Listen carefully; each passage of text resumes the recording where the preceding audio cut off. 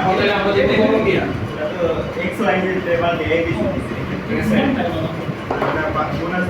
তাহলে আমরা প্রথমবার কথা না প্রথমবার যখন dx/d করলাম আমরা পাইছিলাম a omega cos omega t plus delta তাই তো এটাকে যখন আমরা আরেকবার ডিফারেন্সিয়েশন করব d স্কয়ার h/dt স্কয়ার তখন পাওয়া যাবে a omega square minus sin omega t plus delta এটার জন্য আমরা দেখছিলাম যে d স্কয়ার h/dt স্কয়ার সমান আসে হলো মাইনাস আচ্ছা এখানে বড় হাতে এই ব্যবহার করব আমরা না না এটা বিক্রি করুন না এটা কোন কথা না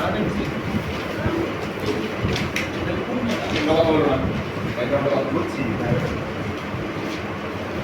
তাহলে a sin ওমেগা t এই দুইটা মিলে আবার আমরা লিখতে পারবো x তাহলে কি মাইনাস ওমেগা স্কয়ার x ঠিক আছে আর এটা হচ্ছে আমাদের d square into dt square এটা মানে কি ত্বরণ এটা হলো a equals to minus omega square x এখন ত্বরণের ক্ষেত্রে কি ঘটে সেটা একটু আমরা দেখি যে ত্বরণের ক্ষেত্রে ব্যাপারটা কেমন হচ্ছে তাহলে এখানেও তিনটা কন্ডিশন ঠিক আছে না একটা হচ্ছে হলো সর্বোচ্চ অবস্থা সর্বনিম্ন অবস্থা আরেকটা সর্বোচ্চ অবস্থা এটা হলো x = -a x = +a x = 0 তাই না এই সিচুয়েশনটা যদি আমরা এই সমীকরণে বসাই তাই না এটা যখন এখানে আসে এই পজিশনে যখন স্থির করে ধরে আছি তখন তোমার এখানে ত্বরণ সম্পর্কে কি থাকবে ত্বরণ কত থাকবে মানে ত্বরণটা কেমন হতে পারে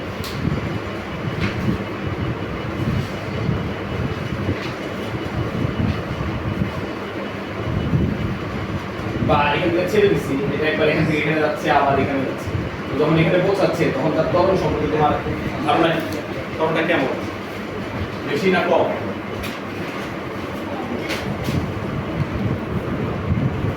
ত্বরণ কম হবে বেগ কমে যাচ্ছে তাই না এই জন্য মনে হচ্ছে আসলে কাহিনী উল্টা ত্বরণ বৃদ্ধি হবে কথা হচ্ছিল কেন ত্বরণ মানে কি স্যার বেগ হ্রাসের হারকে ত্বরণ বলে বেগ হ্রাসের হারকে ত্বরণ বলে না স্যার বেগ বৃদ্ধির হার কি বেগ বৃদ্ধির হারকে ত্বরণ বলে আর সামগ্রিকভাবে বেগ হ্রাসের হার বেগ পরিবর্তনের হারকে ত্বরণ বলে বেগ পরিবর্তনের হারকে ত্বরণ বলে তারপরে ত্বরণকে দুই ভাগে ভাগ করা যায় ত্বরণ আর মন্দন মানে বেগ পরিবর্তনের হারকে ত্বরণ বলে আবার ত্বরণকে দুই ভাগে ভাগ করা যায় একটা ত্বরণ একটা মন্দন মন্দন হলো বেগ হ্রাসের হার বেগ বৃদ্ধির হার সামগ্রিকভাবে আবার দুইটা মিলে ত্বরণ এক কথা হচ্ছে এটা যখন এখান থেকে ছেড়ে দিছি আমি এখান থেকে যখন এদিকে আসতেছে তখন এটা কি হচ্ছে এটা বেগের কি অবস্থা হচ্ছে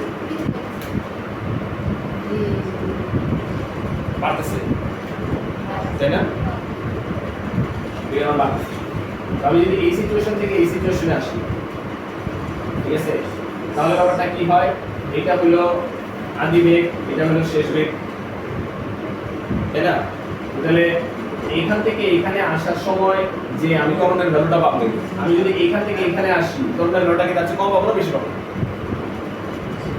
বেশি বেশি এইখান থেকে এখানে আসলে ত্বরণের ভ্যালুটা যা পাবো আমি এইখান থেকে এখানে আসলে তার চেয়ে বেশি পাবো না কম পাবো হয়তো সেম কম পাবো কেন কম পাবো ওই উদ্যোগ থেকে বেশি পাবো আর বাম থেকে আসলে দেখুন যদি আটকে যায় ব্যাখ্যাটা থেকে আটকে যায় এটা আমি বুঝি নাই এই জন্য ব্যাখ্যাটা থেকে লাগবে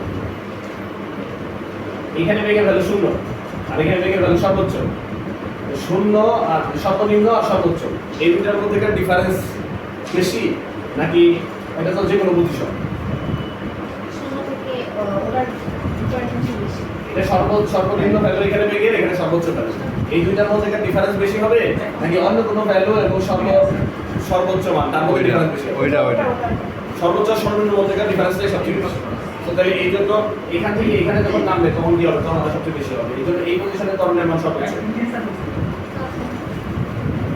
বুঝে গেছে এবং বাস্তবতাও তাই এখানে x = যদি আমরা a বসাই তাহলে a আসে হচ্ছিল কত -ওমেগা² a আর এখানে যদি x এখানে যখন আসবে এখান থেকে যখন সে এখানে যাবে এখানে যখন চলে আসলো তখন এখানে x এর ভ্যালু কত শূন্য না তাহলে এখানে যদি আমরা বসাই দিই তাহলে এই কত কত আসে -ওমেগা² * 0 তার মানে 0 তার মানে এখানে ত্বরণের মান সর্বনিম্ন আর এখানে হলো ত্বরণের মান সর্বোচ্চ আর বেগের ক্ষেত্রে কি দেখলাম আমরা বেগের ক্ষেত্রে ওখানে হচ্ছে সর্বনিম্ন মানে সর্বনিম্ন আর এখানে সর্বোচ্চ সর্বোচ্চ উল্টা এখানে বেগের মান সর্বনিম্ন বেগের মান সর্বোচ্চ আর এখানে ত্বরণের মান সর্বনিম্ন ত্বরণের মান সর্বোচ্চ এখন এখানে তাহলে আমরা নিয়ে আসি পুরো আলোচনা, তাই না? এখান থেকে আমরা দেখলাম যে বেগের সমীকরণ বি কষ্ট হচ্ছে কত মুছালে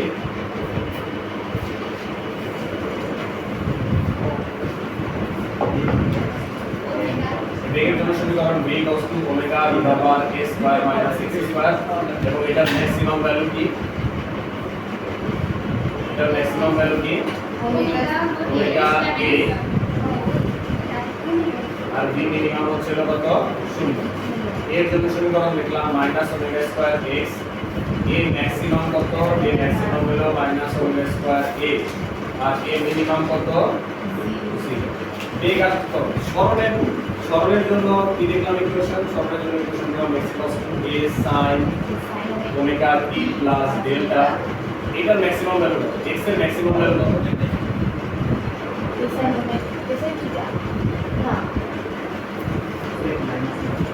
x এর ম্যাক্সিমাম ভ্যালু কত?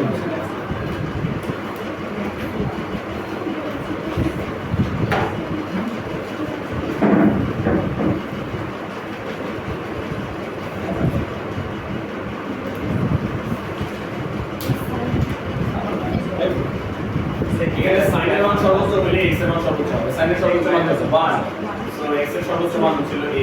এমনিতে আমরা বুঝি x সর্বোচ্চ কত হতে পারে? বিস্তার কমতে হতে পারে। বিস্তারিত x এর সর্বোচ্চ মান,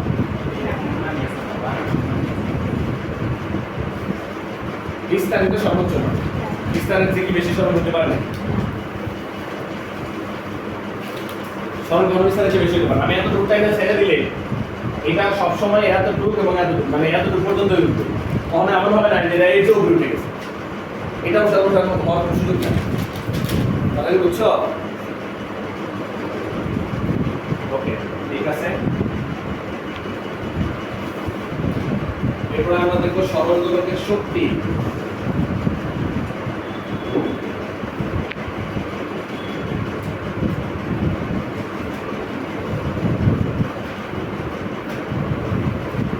সরল দোলকের শক্তি আমরা কিভাবে হিসাব করি? হিসাব করি কিভাবে? সংখ্যা তো জিজ্ঞেস করি।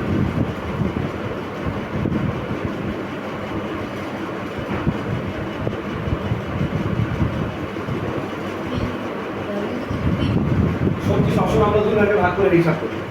একটা হচ্ছিল গতিশক্তি, আরেকটা হচ্ছিল কি? তাই বলি না? শক্তি আজীবনই তাই বলবো। শক্তিকে সবসময় দুই ভাগে ভাগ করে হিসাব করি। শক্তি আর সব যান্ত্রিক শক্তি। তাহলে একটা সরল দোলকের বিভব শক্তি কত হবে?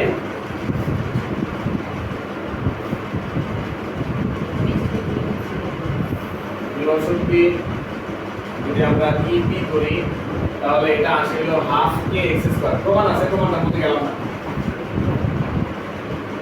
হাফ কে এক্স স্কয়ার, ঠিক আছে?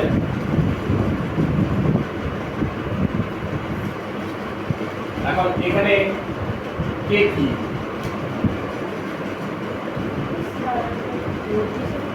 কে এখানে কি? কি ধ্রুবক এটা? স্প্রিং ধ্রুবক। এক্সটা কি? তাহলে বিভব শক্তি সবসময় একই থাকবে? না, কি হবে? সরণ চেঞ্জ হবে। সরণের সাথে সাথে এর মান চেঞ্জ হবে। তাহলে এখানে একই কথা বলতে হবে, এটা সর্বোচ্চ সরণের ভ্যালু কত হতে পারে?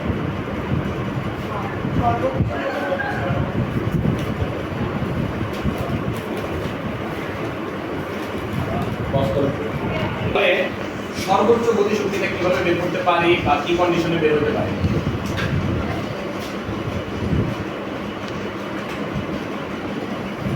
কি মনে হয়? এটার মানটা কখন সর্বোচ্চ হতে পারে?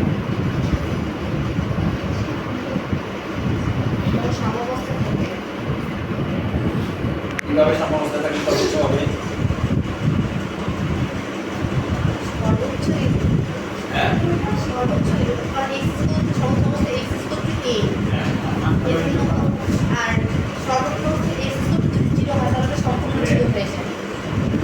তাহলে তাহলে হচ্ছে আর সর্বনিম্ন অবস্থায় ইপি জিরো হয়ে যাবে, আর সর্বোচ্চ অবস্থায় ইপি মানে এস হাফ কে এস সর্বোচ্চ মান কোনটা হলে আর সর্বনিম্ন কোনটা হবে এই সর্বোচ্চ সর্বনিম্ন পাওয়া গেল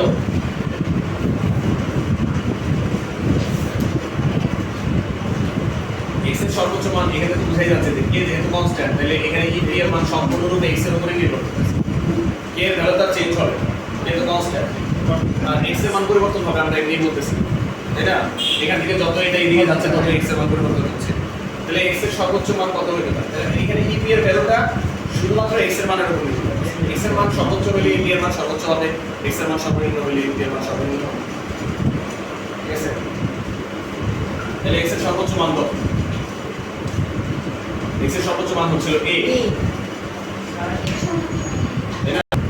তাহলে এটা যদি আমরা এখানে বসাই দিই তাহলে ep এর যে ম্যাক্সিমাম ভ্যালু সেটা দাঁড়াবে হচ্ছিল কি হাফ কে s ঠিক আছে না আর সর্বনিম্ন গতি শক্তি কি হবে আর ওই বিদ্যুৎ শক্তি কেন লিখছেন শক্তি তাই বিভব শক্তি লিখছি ভুলে লিখছি শক্তি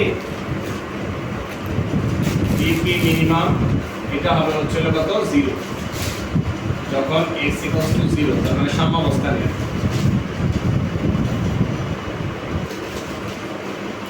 ঠিক আছে আর সরল দোলকের গতি শক্তি কিভাবে হিসাব করব আমরা গতি শক্তি e k এটার জন্য সমীকরণ হচ্ছে মানে তো হাফ m² নাকি হ্যাঁ তাহলে আমরা যদি b এর ভ্যালুটা বসাই দিই b এর ভ্যালু কত b এর ভ্যালু ছিল a omega cos omega t plus delta নাকি অবশ্যই এটাকে আরেকভাবে লেখা যায় b এর জন্য তো আমরা সমীকরণ পাইছি এটাকে এইভাবে না লিখে দিই এইভাবে বসাই দিই b square equals to omega square omega b square equals to omega square a square minus x square নাকি তাই না এটা না তারপরে স্কয়ার এখন দেখো হাফ m ওমেগা সমান আবার আমরা জানি √m/k লেকচারে আছে ভুলে গেলে ভিডিও দেখে নিও প্রমোট করলাম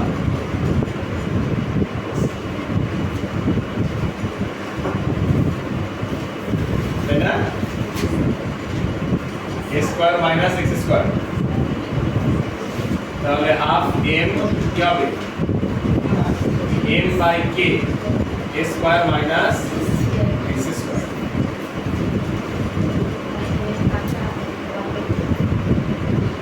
m/k না k/m sorry k/m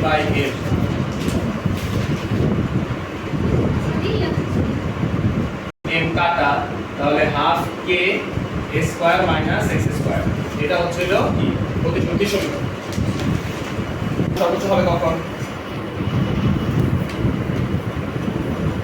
ek max কখন হবে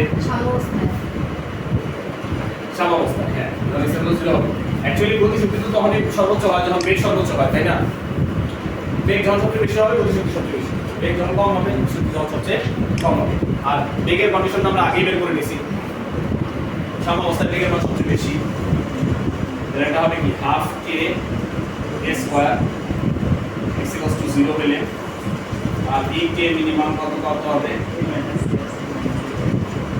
হাফ কে মিনিমাম হবে 0